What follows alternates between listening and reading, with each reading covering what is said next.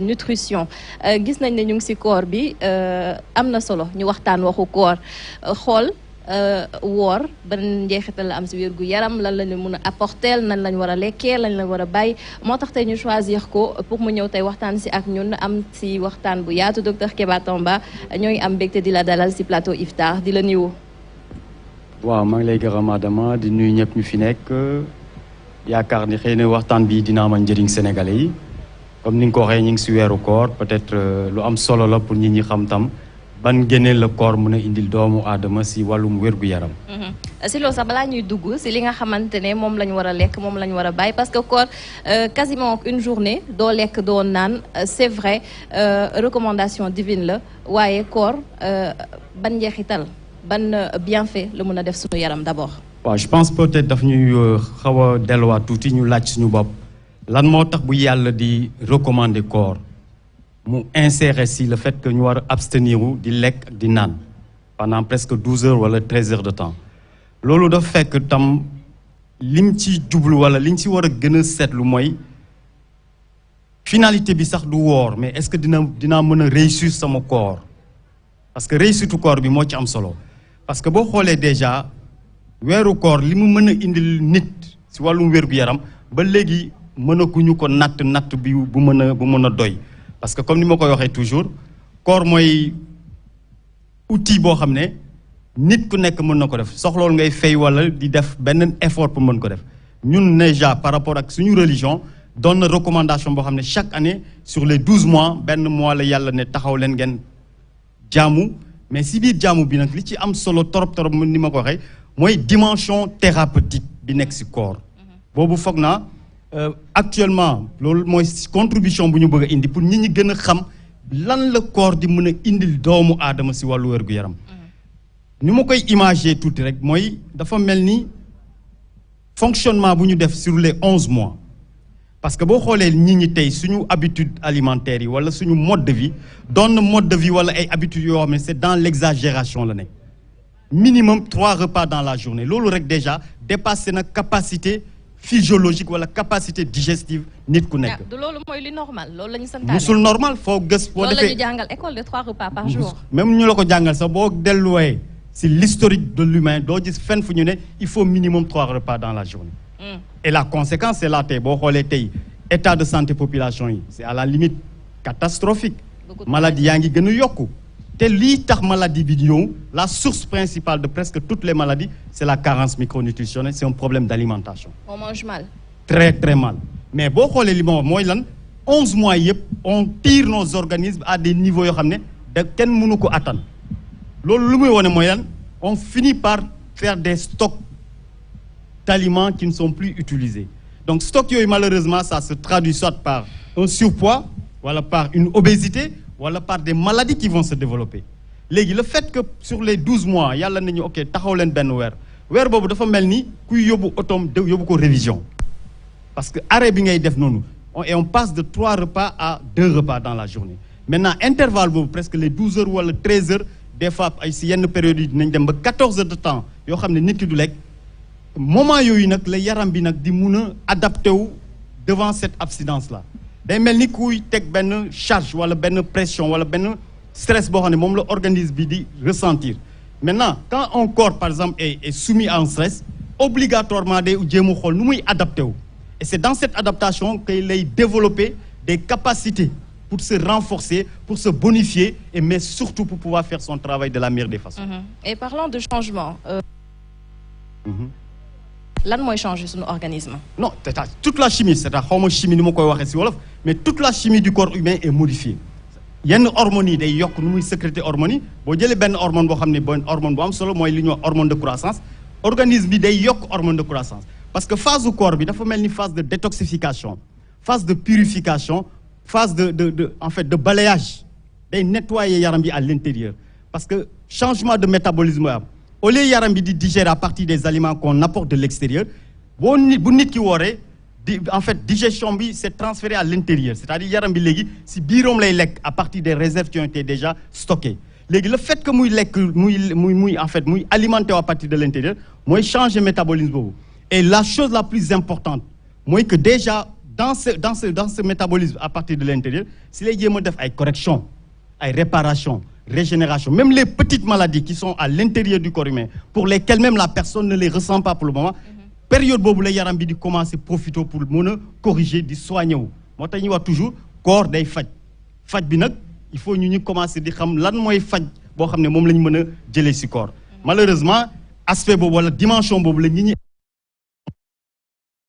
jëlee wala la attitude bu ñu war a jël ak nu ñu war a alimenter pendant le mois de Ramadan ba léegi parce que intégrer ñu dimension thérapeutique wala dimension sanitaire boobu moo tax ba léegi on peut s'adonner à une certaine alimentation qui malheureusement va venir détruire tout le travail excellent qui a été fait durant la journée. waaw loolu on va y revenir tout de suite mais avant jeune thérapeutique boobu nee nga sénégalais yu bëri intégré wuñ ko mais est-ce que c'est destiné à tous les sénégalais.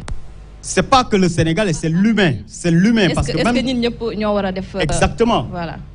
En fait, c'est pas que dans le Ramadan, mais même le carême, ceux qui ont fait le carême, c'est les mêmes vertus, les mêmes avantages, les mêmes bienfaits qu'on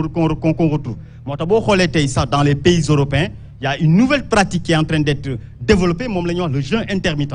Parce que parce que la finalité des recherches,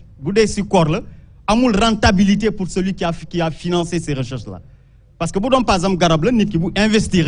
day xaar retour d'investissement parce que xam ne bu jaayee garab bi mën na ci am dara. Par contre dans le jeûne, on n'a pas un retour d'investissement. Moo tax ñi si def recherche bëriwuñu. C'est peut-être les gens aujourd'hui qui sont orientés dans la recherche par rapport à la santé, ñoom ñooy commencer di def ces recherches pour pouvoir éventuellement comprendre tout ce qui se passe dans le corps humain pendant que la personne est en abstinence, pendant que la personne est à jeûner. Moo tax c'est valable pour toute personne, même les personnes malades du moins ñoom sax ñoo gën a soxla tey woor parce que c'est pendant ces moments-là que le corps pourra éventuellement mieux travailler. Je te donne juste benn astuce bu ndaw. Pour intégrer ko dina metti parce que dañu ragal koor.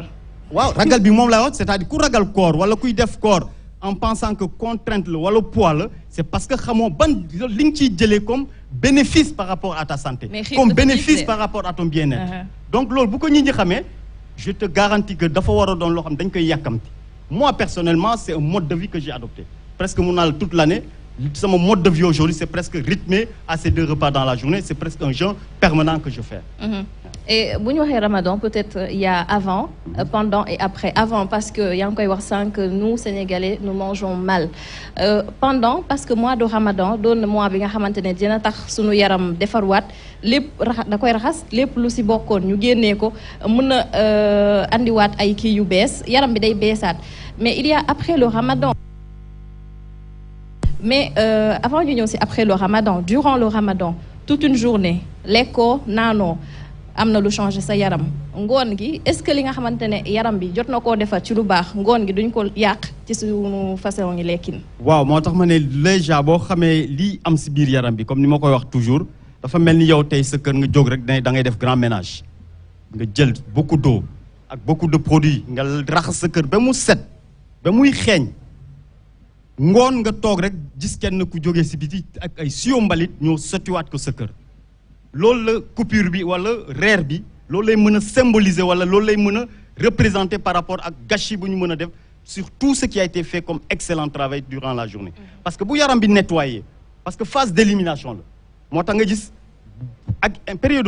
boobu li ngay saw wala li ngay dem toilette foofu la yaram bi di profiter pour éliminer déchets yoo xam ne dañ stocké. Parce que le plus graisse lenn rek lay symboliser graisse bi mooy excès yoo xam ne nit ki lekk na ko wala toxines yoo xam ne moo nekk si yaram bi. yaram bi pour mu protéger wu day produire assez de graisse mu envelopper toxines yooyu wala acides yooyu mu stocké ko. léegi pendant le mois de Ramadan wala pendant qu'on est à jeûne day ñëw seyal graisse yooyu pour pouvoir éliminer ces toxines et ces acides. loolu moo tax généralement et la chose la plus normale mooy bu nit ki wooree dafa war a perdre poids. par contre boo wooree di am poids à la limite xamal ni def nga lépp mooy li ma wax ni. mais loolu ça dépend des personnes. c'est pas que ça dépend des personnes ça dépend de la façon dont la personne a géré son jeûne. À comment elle s'est alimentée aussi. Mais la chose logique, le corps s'alimente à partir de l'intérieur, à partir des graisses, à partir des réserves. Donc ce mécanisme déjà physiologique, obligatoirement te fait perdre des kilos. Maintenant, si c'est le contraire qu'on constate, c'est parce que yow, tu éliminer ni les tolo, et puis le soir ou bien le matin, tu te recharges davantage avec des choses qui vont être stockées. Loolu mooy foofu le problème bi di nekk. Léegi ci wàllu boobu dañuy gis ne le soir si rupture bi bu jotee lépp lu ma perte ci journée bi da nga koy bëgg a rattraper ci wàllum lekk maanaam lépp lu nekk sa xol sa xel da nga koy bëgg a lekk donc du coup kii ci heure rupture bi da ngay gis ñoo xamante dañuy teg ñam yu baree bari lépp sax duñ ko mën a lekk mais dañuy mélanger ay ñam yoo xamante ne xëy na àndul est-ce que loolu lu gën la. non déjà loolu moom laa yoon c'est-à-dire yàq lépp loo xam ne moom nga defaroon parce que boo jëlee déjà mélanger ko rien que la forte consommation en sucre c'est le plus grand danger par rapport à tout ce qui est santé. boo déggee poson bu gën a am bu gën a graaw mooy suukar si te boo xoolee léegi toute l'alimentation qui est une alimentation à la limite industrielle wala une alimentation transformée il y a énormément de sucre dans ce que nous consommons léegi yow nettoyage bi nga def wala détoxification bi nga def toute la journée si à la coupure maintenant tu t'adonnes à n'importe quel type d'aliment et généralement aliments yooyu bu ko yaram bi toggee c'est transformé en acide day ñëwaat yàqaat lépp loo xam ne moo nekkoon sa yaram donc finalement au lieu de tirer un bénéfice par rapport à ce genre-là malheureusement yaa ngi yàqaat loo xam ne moom nga ci amoon comme bienfait et c'est ça aujourd'hui le constat par rapport à ce qui se passe dans nos pays. dina ñëw ci lañ war a lekk léegi Boubacar. dama ko bëggoon laaj rek lan la ñuy conseiller comme lekk. crudité la ñuy conseiller ay salade la ñuy conseiller wala ceebu jën yi nga xam ni suñu femmes yi defar nañ ko baxal légumes yi ba légumes yi yëpp li nga xam ne moo ci nekkoon yàqu ci ay li ci waroon nekk ci njëriñ dem lan nga ñuy conseiller lan la ñu war a lekk bu ñu dogee. waaw xam nga Boubacar lekk dafa am principe bu simple principe bi mooy lan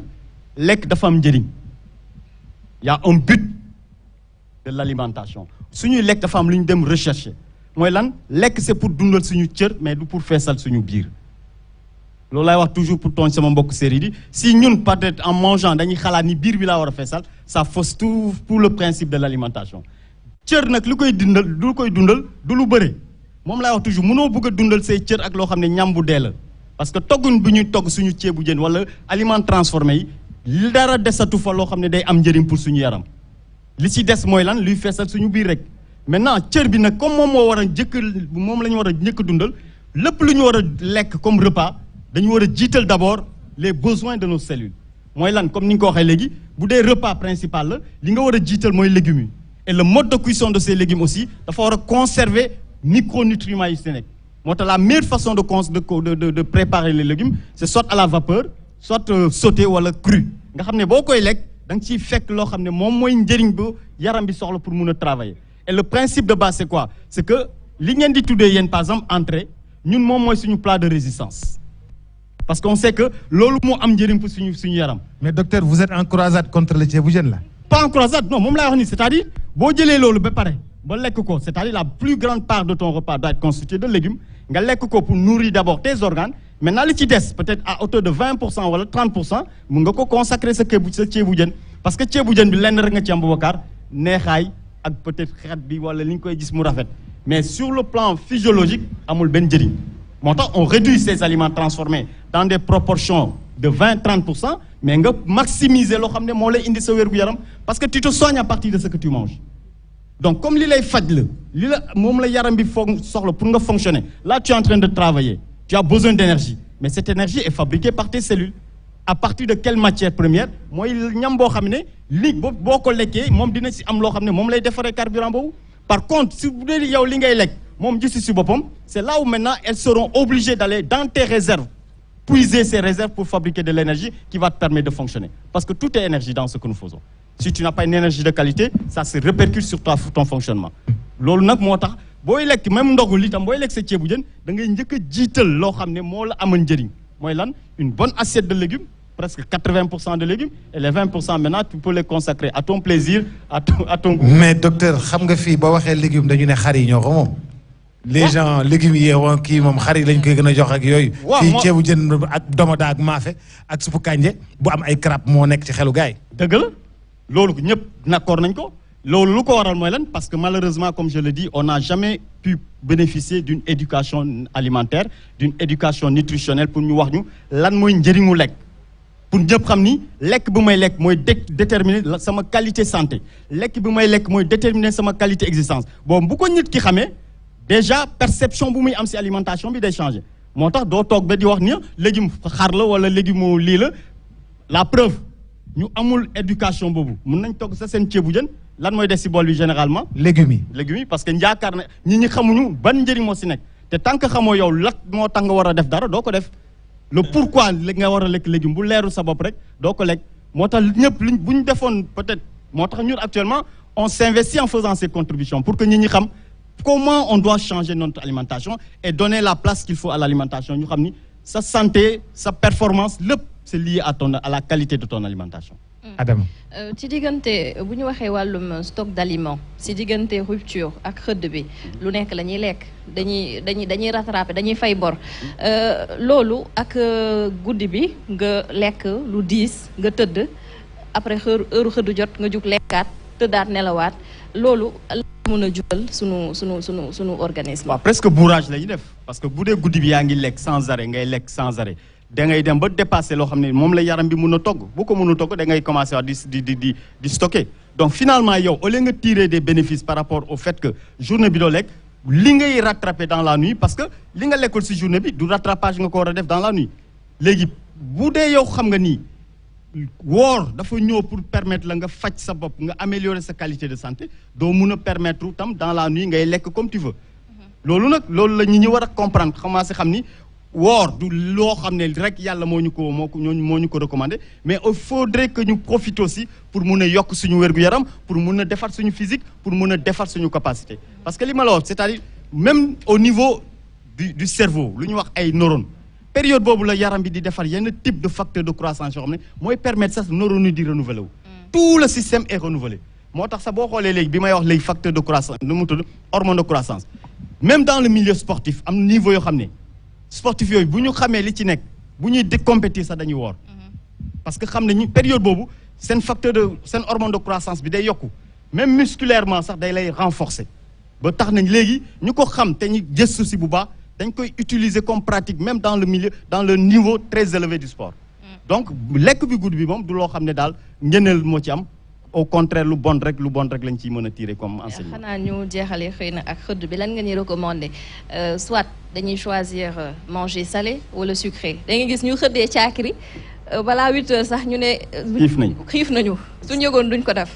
gis ñu xëddee lu niin. après da leen di sonal ci journée bi lan moo gën c'est quoi l'idéal. waaw déjà pour expliquer lu tax nga boo lekkee caakiri 10 heures nga xiif généralement ñëpp ñuy xëdd loo xam ne c'est sucré. boo ko lekkee rek automatiquement ce taux de sucre dans le sang day yokk bu yokkoo rek sa organisme pancréas bi day produit tam assez d'insuline pour faire baisser ce sucre là léegi bu ko baisser vers 10 heures vers 9 heures 10 heures da ngay retrouver dans une phase d'hypoglycémie hypoglycémie boobu nag mooy tax nit ki commencé sonn nit ki commencé xiif nit ki commencé tam di amatul benn kattan loolu moo tax généralement type de xëdd bi ngay jël mooy déterminer yow façon bi ngay dérouler wu sa corps foo gis nit ku teel a sonn si corps rek li mu lekk moo baaxul. te dañuy ànd ak mer. c'est normal parce que humeur bi sax c'est lié à ton alimentation même bu dul corps sax l'humeur de la personne est liée à la qualité de son alimentation soo lekkee ba am énergie bu normal doo mer. maintenant comment lan mooy xëdd bi dafa la war a indil loo xam ne moom nga mën a produire assez d'énergie pour fonctionner toute la journée. La meilleure façon de s'alimenter le matin c'est de prendre des fruits surtout parce que avantage bi nga am si fruit c'est un produit naturel.